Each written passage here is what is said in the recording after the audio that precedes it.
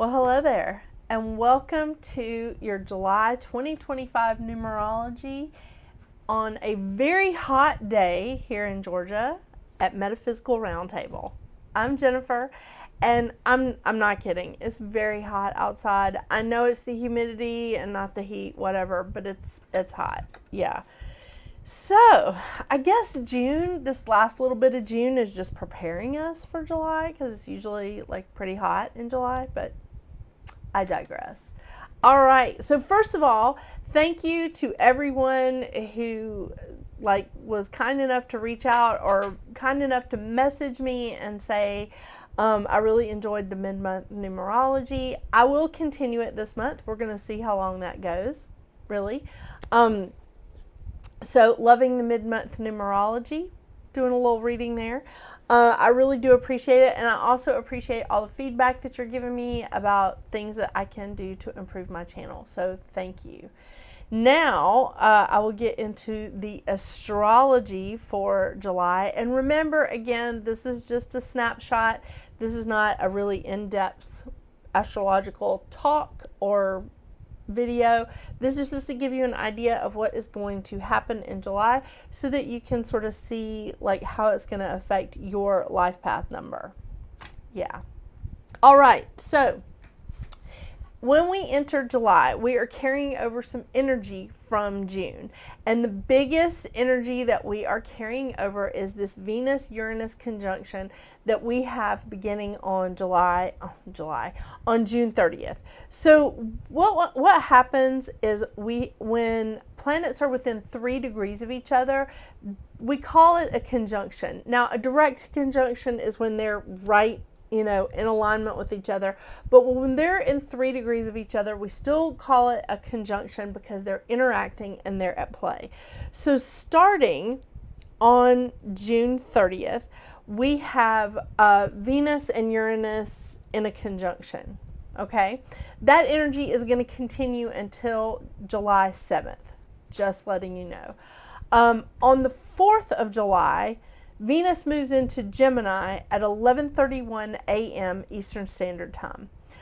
Also on July 4th, we have Neptune going retrograde at 5:34 p.m. Eastern Standard Time, and Neptune will be retrograde until December 10th. Venus, oh my gosh, still thinking about Venus and Uranus conjunction. Venus will... I said it again. Oh my gosh. I'm not redoing this video. I'm not. Neptune will retrograde back into Pisces on October 22nd. So later this year, you will see Neptune leaving Aries and going back into Pisces. On July 7th, we have Uranus moving into Gemini and joining Venus. It's a very interesting conjunction. I just want to let you know there's a ton of astrologers that have covered this all over YouTube. I'm not going to go into it in depth here. Maybe I'll make another side video, a short, or put it on TikTok. But anyway, I digress. On the 10th of July, we have a full moon in Capricorn that hits its peak at 4:37 p.m. Eastern Standard Time.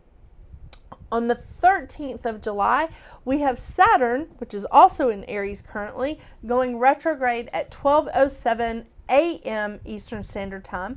And Saturn will be retrograde until November 27th, 2025. Saturn does also retrograde back into Pisces, but in September. So on September 1st, Saturn retrogrades back into Pisces. On the 18th, and I know you guys have been feeling this energy because I have, Mercury goes retrograde until August 11th in Leo. Mercury going retrograde, we usually feel it like a couple of weeks before the shadow, before retrograde, and then there's a shadow period after. It's really, the shadow period before Mercury retrograde is the worst for me personally. I don't know about you, but I'm interested to know what you think about that. But Mercury does go retrograde on the 18th. On the 22nd, we have the sun moving into Leo, and the sun is so happy because the sun rules Leo. Love that. On the 24th, we have a new moon in Leo that hits its peak at 3:11 p.m. Eastern Standard Time. And on the 30th, Venus, who's been a busy girl this month, Venus moves into Cancer at 11:57 p.m. Eastern Standard Time. So, Venus started off in Taurus, went into Gemini, went all the way through Gemini, and is now in Cancer at the end of July. Very exciting. So we end the month with 3 planets in fire plus the sun. So we've got Saturn, Neptune in Aries, and Mercury in Leo, as well as the sun. And we have 2 planets in water. We have Jupiter and Venus in Cancer, and the North Node is also in water. It's in Pisces. We have 2 planets in air. Uranus is in Gemini, and Pluto, which is also retrograde, is in Aquarius. And we have 1 planet in Earth, which is Mars in Virgo, and it is also there with South Node. So not a lot of grounding energy this month. It is a lot of fire energy. Very important to remember that. And we have now, at the end of the month, we have 4 planets retrograde, and 3 of those planets are going retrograde in July. Yeah. So, I want to get into the crystal because this could help us with all these retrogrades. And retrogrades don't have to be bad energy. It's more about redoing, rethinking, reworking. You know, it's the stuff. Yeah, that's what we have in all this retrograde energy. So let's get into the crystal of the month. Oh my gosh, so excited about this. Just gonna move my notes so that I can do this right. And I'm trying to not hit cats. Does that happen to any of you? Yeah, okay. All right, so the crystal of the month is Moonstone. Now, speaking of cats, Mouse has definitely messed with my stuff today. So the crystal of the month is this gorgeous, gorgeous Moonstone. And you know, I collect hearts. My friend that collects crystal hearts got me started on this, and I bought her one for July. She didn't know that yet. But this, look at the Moonstone. Look at the variations in these Moonstones. They're so pretty. They really are. So brown, sort of white, yellow. Some are sort of opaque. These are sort of white. Some of them are opaque. Definitely has a little bit of that striped energy in it. Right? Look at those pretty girls. Oh my gosh. And really brown. See all the browns and the yellows there? It's just, they're so lovely. And really, yeah, a lot of white. So, I mean, because it is called Moonstone. This cute as a button guy at Heart, Soul, and Art here in Marietta, Austin, was the one that suggested Moonstone for July because he is a Cancer. And he actually introduced me to a rainbow Moonstone. I'm saving that for another time, but I did love it. I loved it. So just letting you know. This is the card that I pulled from the Healing Oracle Crystal Reading Cards by Rachelle Charman. I don't really see a lot of purple in Moonstone. However, she may have put that purple energy or essence around the card because of the chakras. So, Moonstone, and I got all this information from the Encyclopedia of Crystals by Judy Hall and the Healing Oracle Crystal Reading Cards by Rachelle Charman. They will be listed in the description box below. I also looked online just to confirm or just to look up and verify some of the things that I had heard about Moonstone. So just a lot of different websites out there. But Moonstone really takes care of our chakras, really helps with emotional balance, and it definitely helps with that energetic balance that we have with our chakras, because Moonstone helps the crown chakra, the third eye chakra, the heart chakra, the solar plexus, and the sacral. I mean, all of them except for the throat and the root chakra. So this covers a lot of territory, all right? The Moonstone definitely helps us connect with the divine feminine. It helps us in manifesting and law of attraction. So if you're trying to manifest something, put a little Moonstone like next to whatever it is that you're writing down or working on. Carry it around in your pocket, sleep next to it, because it definitely also helps with our dreams as well. But it's great for growth. It's great for new beginnings. It's great for fertility, new projects, new ideas coming in, new creations. It is definitely a very creative stone. It enhances our intuition, and it's used for a lot of psychic protection. So that's supercalifragilistic, right? It's definitely bringing in a lot of harmony and balance, but it also is fantastic for the 9 year that we're in. I may have mentioned that like 800 times already, but the 9 year that we're in is about releasing old patterns, right? Well, the Moonstone helps us to draw out those old emotional patterns so that we can release them. So it's not only fantastic for Cancers, it is also fantastic for the 9 year. I love that.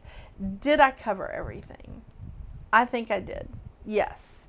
So yeah, hormonal imbalance, emotional balance, it's good stuff. It is really good stuff. So that being said, I know, go find you some Moonstone this month.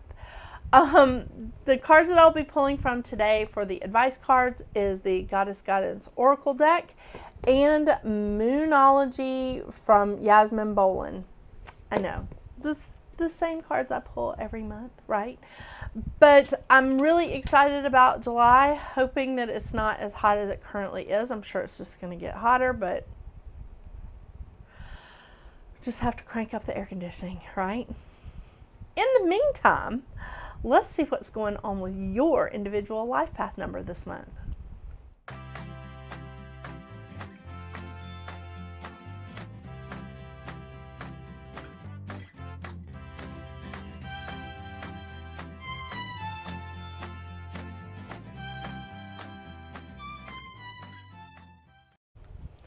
Hello, Life Path 22. Well, July for us, because you know I'm a Life Path 22-4 as well. July for us is an 11-2 month. Master number. Very interesting, isn't it? Yeah.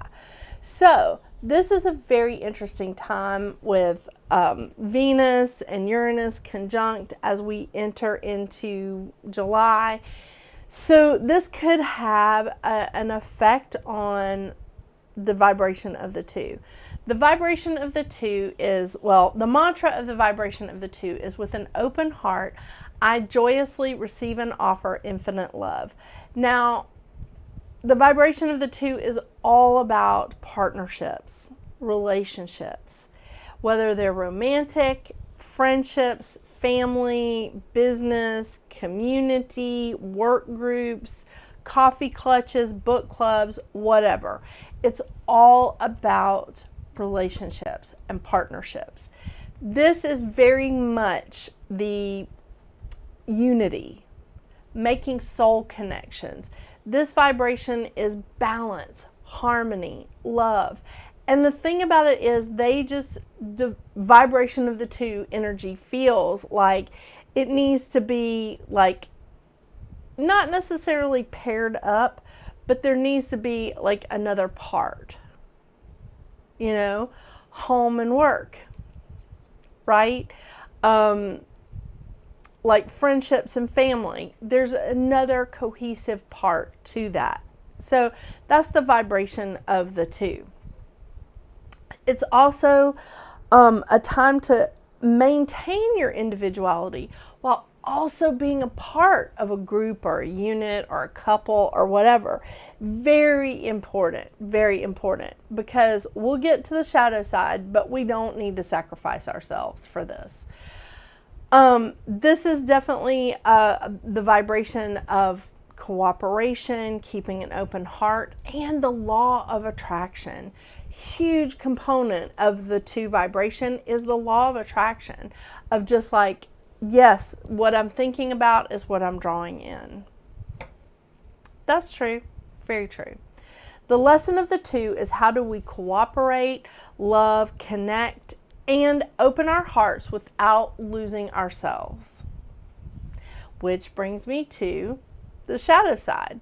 The shadow side is sacrificing the self with when you become a part of a couple or a unit or a group or a community, sacrificing yourself. And that's not where we need to be.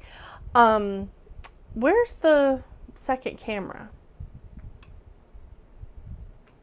Oh, I don't know what happened. Weird. I guess I hit the wrong button. So, we don't need to sacrifice ourselves when we become a part of a group. They need us the way that we are, right? If we start sacrificing ourselves when we become a part of a group or a couple or a unit or whatever, or even a community, what happens is we start getting that victim mentality and we start becoming a martyr. Nobody needs that. No one needs that. Trust me. I am married to an 11-2. We don't need that. It also leads us to becoming indecisive, overly sensitive, timid, tactless. It's just a litany of things where we start placing others above ourselves, and that's not the way the nice little airline people tell us. You know, we have to put the mask on ourselves before we help somebody else. Yeah. So, and you can't give from an empty cup, right? All right, so we're also in a vibration of an 11 as well. The 11 mantra is, I am divine inspiration, making a difference in the world today. And that's so perfect. It is. Because the 11 vibration is all about inspiration. It's all about accepting divine inspiration and sharing it. It's enlightenment, it's intuition, it's illumination. It's creating a new way of communicating with people, and that's so important when Mercury is going retrograde. Yeah, that's fun, because I'm double ruled by Mercury too. This is a wonderful time to convert dreams into reality. So whatever it is that you've been just like, I want to do this, I want to do this. This is a great time to convert dreams into reality. This is a great time for you to meet people where they are and say, yes, I'm here for you. I want to help you. I want to communicate with you. And I want to be an inspiration to you. I want to share my inspiration that I'm pulling in from the divine with you. It's fantastic. It is. The lesson of the 11 is to embrace humility, altruism, and the willingness to convert fantasy into action. You have to be willing. 100%. The shadow side of the 11 can be too sensitive, a lot of nervous tension, a little impractical. And when I'm saying impractical, I mean it's like when the 11 vibration becomes unhappy, they will just buy everything that's in their Amazon save for later list. You know, that's a long list for most of us, right? Or they'll just be like, no, I can't do anything. I can't make this happen. Both of those things are very impractical. There's got to be a balance. There's got to be a harmony, right? There's got to be some middle road. So keep that in mind, all right? Ignoring spiritual gifts, and since we're not going to be in this vibration but only a month, ignoring your spiritual gifts is not going to be as heavy as if you were living this life path. But the vibration of the 11 is ignoring your spiritual gifts can cause physical problems. So if you're ignoring your spiritual gifts, it may cause a lot of tension in your body, and it may cause a lot of headaches. So that could be some persistent headaches that you see in this month of an 11-2. All right. I want to remind you of your mantra, of our mantra. I ignite the torch of discovery and healing within my world. We do love that. Yes, because you are a healer, you're a counselor. You're here to help build and strengthen relationships. You very much are an arbitrator. You want to help people communicate with each other. Again, to strengthen and build relationships. And that can be challenging this month with Venus and Uranus having their conjunction and with Mercury going retrograde. Lots of fun there, really. Remember, you are you're very practical, and you're a luminary all by yourself. The lesson of the 22 is to push through procrastination and feelings of overwhelmment in order to embrace their life's purpose. And that is some of your shadow side. Your shadow sides are procrastination, feeling overwhelmed, giving up easily, worrying things to death, and feeling like there's too many problems to solve. The thing is, there's always going to be problems to solve. Life Path 22, there are. The thing we have to accept is that we just need to do one at a time. One problem at a time. I love it. I love it. All right, let's see what advice cards we get for you for this month. As my cat hits my light again. Sorry, I've had like some weird lighting situations today. Yeah.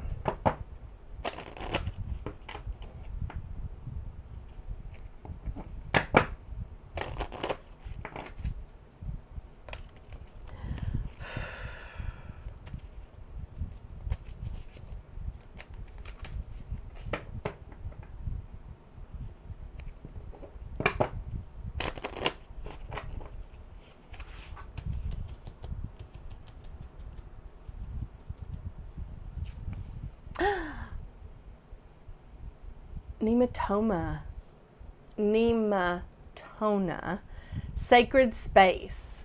Create an altar or visit a place of power to connect with the divine. Do love that. Love it, love it, love it.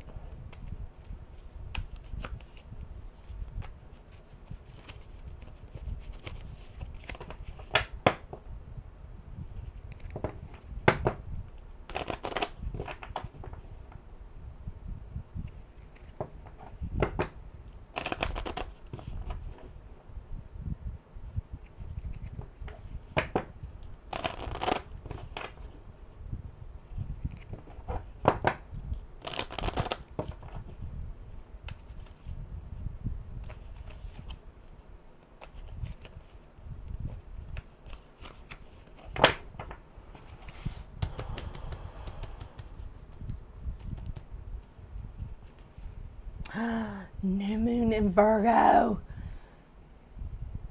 A time to give rather than take.